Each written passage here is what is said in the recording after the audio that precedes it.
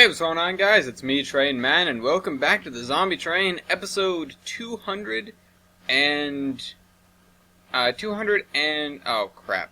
I didn't get rid of the sound. That's not great. Let me turn this off. Sorry, this is 214, recovering from the root review.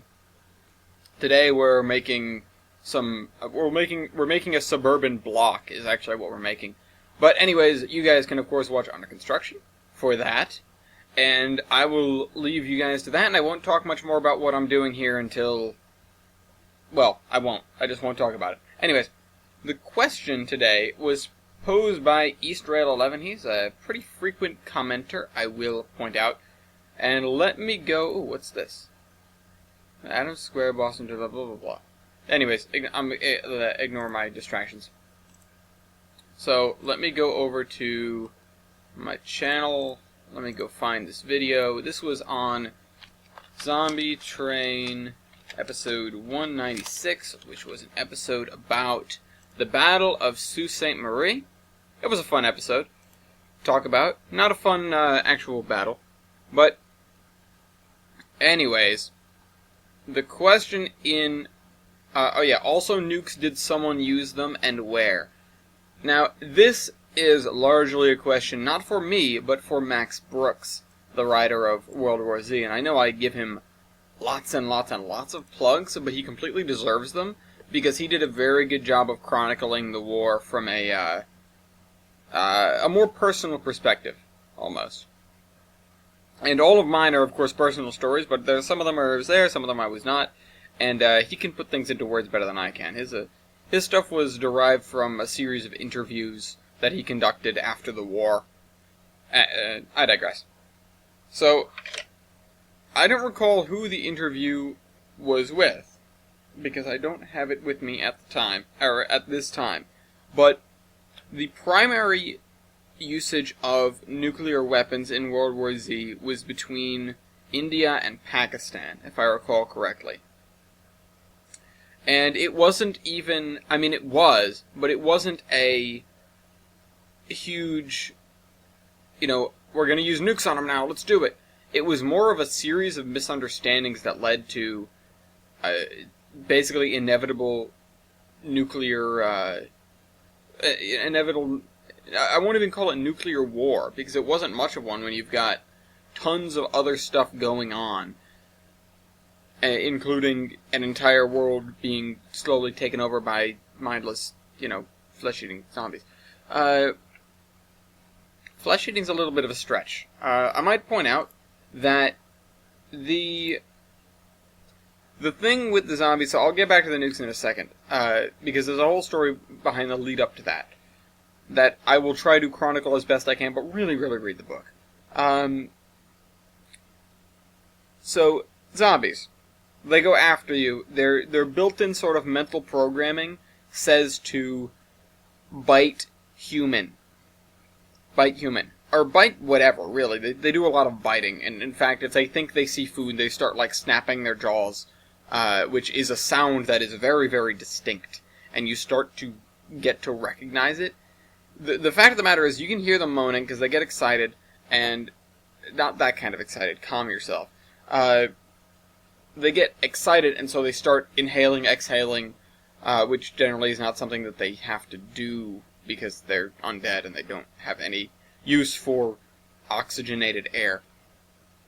In fact, the lungs usually end up filled with fluid anyways.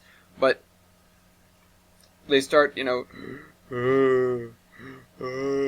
they give off this sort of signature, you guys know the zombie moan. It's kind of a thing in pop culture. And has been for a very long time.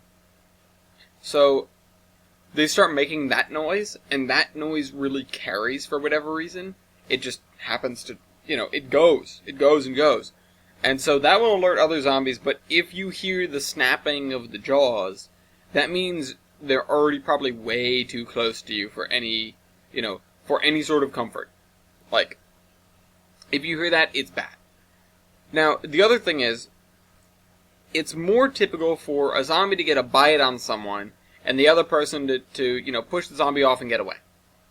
By the time a zombie's close enough to get a bite on you, you're either not gonna you're either not able to fully defend yourself, or you were just not paying attention. If you're not paying attention, then you're probably not going to get away anyways. They're going to grab you, they're going to take you down with them, and they're going to gnaw the hell out of you. The alternative is you get bitten, or you just get a cut, or whatever, and you get a little bit of the virus, a little bit of infected flesh onto it, into it, whatever. The virus will spread through any sort of open not orifice, but any broken skin will spread it if it comes in contact. And that is the most likely thing to happen. So, you get scraped up, you get scuffed up, you get into a tussle with zombies, and then you just end up getting infected because of it. Whether or not they actually sink their teeth into you is something completely different. Now, if a zombie does sink their teeth into someone and they manage to get away, that is pretty much the perfect scenario, because it means that they'll be away from zombies long enough that the incubation period will pass without them getting, chewed up too much.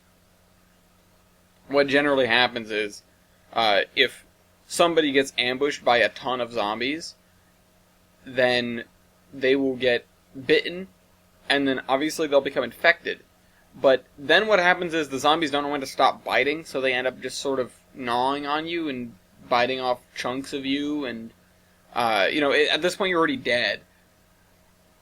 And it's kind of, as long as they don't damage the brain, the body will reanimate, but there may not be that much body left to reanimate. It's kind of the problem. It's what the problem becomes.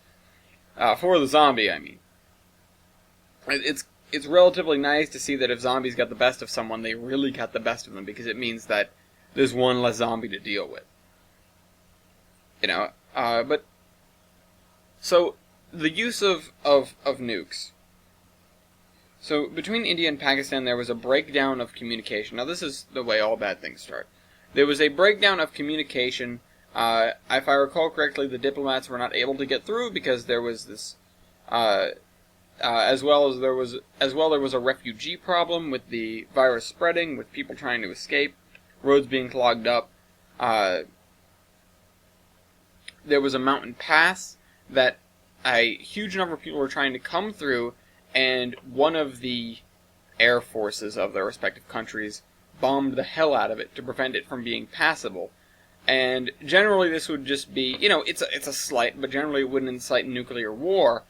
But because the diplomatic channels had sort of lain to waste, wasted away or fallen apart, there was no sort of explanation that could be given, and so it was taken as an act of war, and things got worse from there, until people felt like using a nuke was their only option. Now, that's not good, as we know, and I would have liked to have been in the minds of that politicians, or at the very least in the same room so I could talk them out of it, that decided to make that call.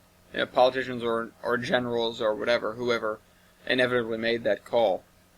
But that was, I believe, the only use of nuclear weapons. I don't think anybody tried to use nukes on zombies. By the time Yonkers had passed, people realized that thermobaric weapons, unless you manage to literally vaporize them, which is possible with a nuke, but your collateral damage is way too high to make that a good idea. Unless you physically vaporize them, they will just keep coming. The problem with the, so there was a bit in the book about Yonkers. I was at the Battle of Yonkers, with part of the zombie train. It was sort of a PR thing. It was the U.S. sort of flexing his might and saying, we won't be beaten by these zombies, and throwing everything they had at the zombies and their conventional military tactics or whatever, and failing so miserably that they would hardly even try again for another several months. They went through and reorganized their entire strategy based on it. The good that came out of it, other than the fact that, many lives were lost, it was a horrendous disaster. Much equipment was lost, as well, stuff like that.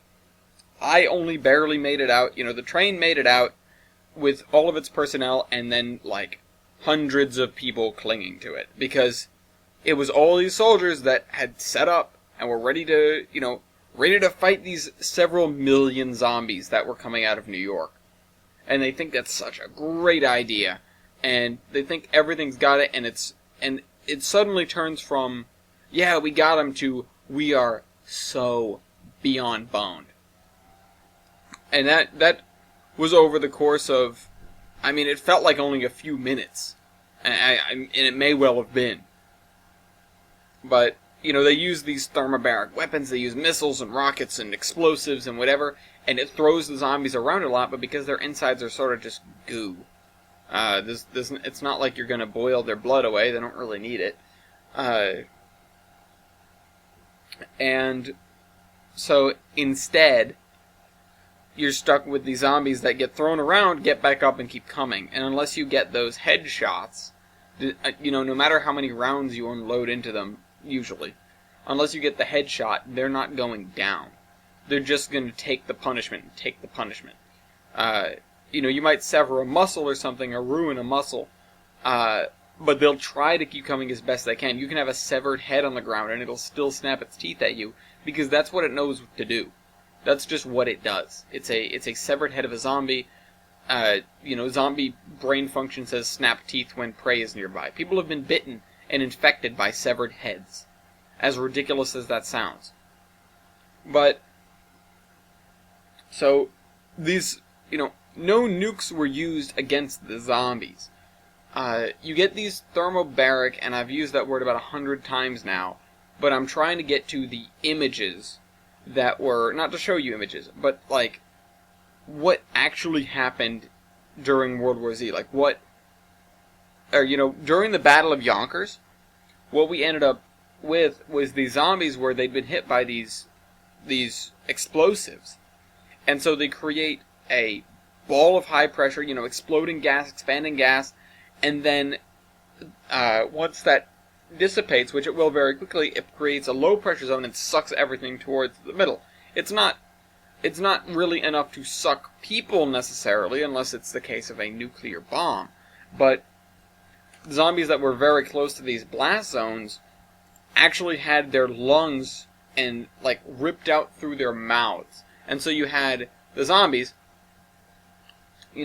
which some of them still have sharp teeth or whatever, but they're sort of snapping their teeth on their windpipe, which is hanging out through their mouth, and the two lungs are hanging down in front of them. And there was a bit in the book where he's interviewing somebody else that was at Yonkers. I don't think I had the pleasure of meeting this individual, although I'm sure it'd be nice to catch up. No, it wouldn't. And he talks about, let me know if you ever see a zombie with both of his windbags hanging out of his mouth by his trachea. Always nice to be another veteran of Yonkers. Because that was the military disaster that showed the rest of the world how you don't fight zombies. I don't remember who originally was like, oh, you gotta shoot him in the head, obviously, why didn't we think of this before? You just gotta do headshots. But once that became readily apparent, people adapted their tactics like that. And it went from this, shoot him up, blow him up, to this very almost slow pace of combat, where you'd have people corking off one shot after another, after another, after another. And I've talked to you about this fighting style before. But yeah, you can only use. It was best not to use weapons that are designed for either people killing or for damage. Mass people killing, I should say. Because you don't need something that can unload a lot of rounds downrange quickly. You just need something that can unload rounds downrange accurately. So you do want a decent amount of firepower. You want a decent number of rounds per minute, but really only as fast as you're going to pull the trigger, and how fast you're going to pull the trigger is not fast.